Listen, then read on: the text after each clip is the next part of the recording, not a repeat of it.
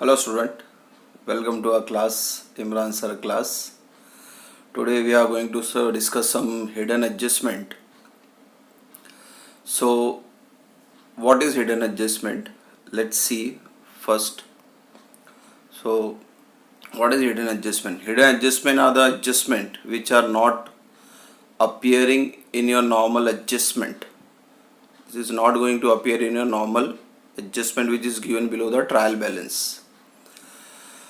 It is there within the trial balance. It is there within the trial balance, यानी trial balance के अंदर ही रहता है. Example के तौर पे लिखा गया आउटस्टैंडिंग रेंट आपको ट्रायल बैलेंस में लिख के आता है. फिर prepaid rent and prepaid advertisement example दिया हुआ है यहाँ पे. तो इस तरह से एडजस्टमेंट आपको कुछ दिए रहते हैं. तो आज हम स्टार्ट करते हैं एडजस्टमेंट को सॉल्व करना. So let's start with our class, Imran sir class. The first example I had taken as outstanding expense. So in your trial balance it is given on the debit side, for example rent, in bracket it is written as 10 month. हम लोग जो final account बनाते हैं वो होता है 12 महीने का, मगर यहाँ क्वेश्चन में उन्होंने कितना महीना दिया हुआ है, खाली 10 मंथ. तो अब हमें यहाँ क्या करना है, इसको कन्वर्ट करना है, इसको ढूंढना है कि पहला तो कितना महीना है. तो यहाँ पे मैंने लिखा है first we have to find out the outstanding month. हमें महीना ढूंढना है कि कितना महीना बाकी है, क्योंकि फाइनल अकाउंट में so in final account we are preparing for 12 month. हम जो फाइनल अकाउंट बनाते हैं वो 12 महीने का बनता है. ठीक है, वो शुरू होता है 1 अप्रैल को और ख़त्म होता है 31 मार्च को, है ना. सो हमें ढूंढना है कि कितना महीने का ये है, और इन्होंने कहा है सिर्फ 10 महीना, यानी यहाँ से लेके यहाँ तक कितना महीना होता है, 12 महीना होता है. और मुझे कितना महीने के लिए उन्होंने कहा गया है, सिर्फ उन्होंने कहा है कि 10 महीना. अगर यहाँ 10 महीना यहाँ होता है तो अभी भी कितना महीना बाकी रह जाता है कि 2, क्योंकि 12 में से 10 गया तो कितना बचा, 2. तो इस तरह से आपको यहाँ पे महीना मिल जाएगा, 2 महीना बाकी है आपका outstanding. So for here we can say that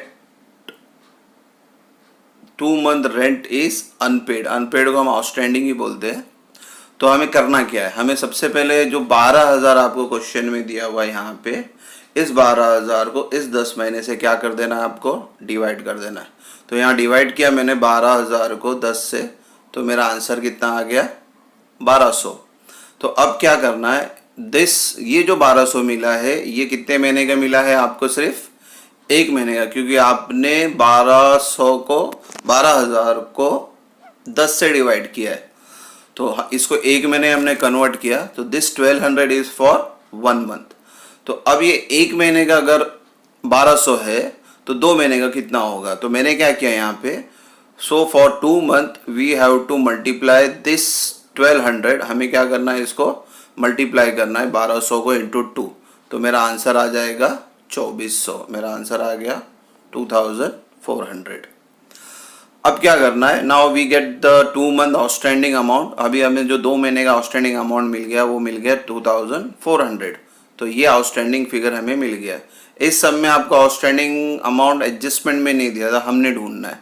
तो हमने सबसे पहले ऑफिस से बता दो क्या किया, हमने पहले इसको 10 महीने से डिवाइड किया और मुझे 1 महीने का अमाउंट मिल गया 1200.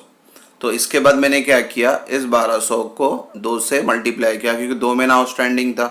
तो जब मैं 2 से मल्टीप्लाई किया तो मेरा 2400 क्या हो गया, मेरा आउटस्टैंडिंग अमाउंट मिला. अब क्या करेंगे, इसका इफेक्ट देखेंगे कि आपको सम में किस तरह लिखना है. तो जो पहला इफेक्ट है हम लिखेंगे प्रॉफिट एंड लॉस अकाउंट में डेबिट साइड. याद रखें प्रॉफिट एंड लॉस अकाउंट में कौन सा side, debit side. The rent is, ये जो 12,000 है ये आपको क्वेश्चन से लेके आना है. यहाँ पे 12,000 यहाँ आपको लिख देना है, इनर कॉलम में लिखना है. फिर 2,400 आपने जो कैलकुलेशन किया है वो 2,400 आपको भी यहाँ पे इनर कॉलम में लिख देना है. और दोनों को प्लस करके बाहर लिख दिया है मैंने 14,400. अब ये जो 2,400 है आपका आउटस्टैंडिंग अमाउंट, इसका क्या होगा, सेकेंड इफेक्ट. और सेकेंड इफेक्ट कहाँ जाता है, बैलेंस शीट में लाइबिलिटी साइड. याद रखें बैलेंस शीट में कहाँ लिखना है, लाइबिलिटी साइड में कहाँ लिखना है, इसको आउटर कॉलम में.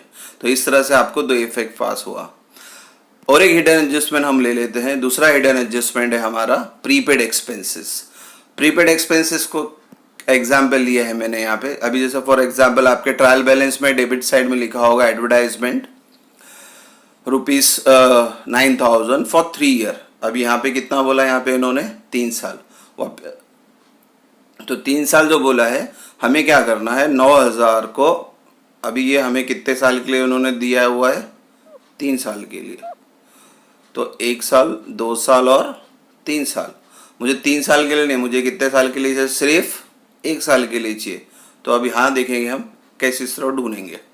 तो मैंने क्या किया, here advertisement expense is for 3 year and final account is we are preparing only for 1 year, that means we had paid 2 year extra amount। हमने कितने साल का, यहाँ पे मैंने एग्जाम्पल दिया था आपको कि आपने कितने साल का एक्स्ट्रा दिया ना, 1 साल, 2 साल और 3 साल। तो आपने यहाँ पे 2 साल ये जो है एक्स्ट्रा भरा हुआ है, तो इस 2 साल को हम बोलते हैं प्रीपेड। क्या बोलेंगे हम इसको, 2 ईयर एक्स्ट्रा अमाउंट, और ये 2 साल को हम क्या बोलेंगे आपका प्रीपेड अमाउंट।